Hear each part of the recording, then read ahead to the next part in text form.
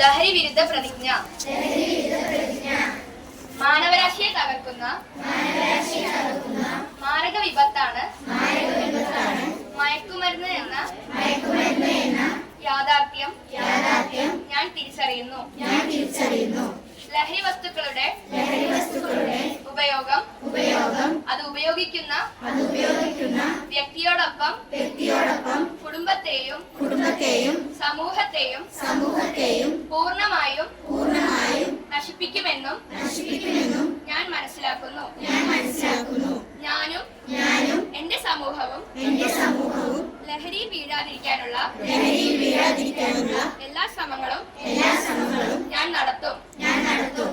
ജീവിതമാണ് ലഹരി എന്ന ആശയം എന്റെ ജീവിതത്തിൽ പകർത്തുന്നതിനൊപ്പം മറ്റുള്ളവരുടെ ജീവിതത്തിൽ ഈ ആശയം പകർത്തുന്നതിന് ഞാൻ പ്രയത്നിക്കുകയും ചെയ്യും.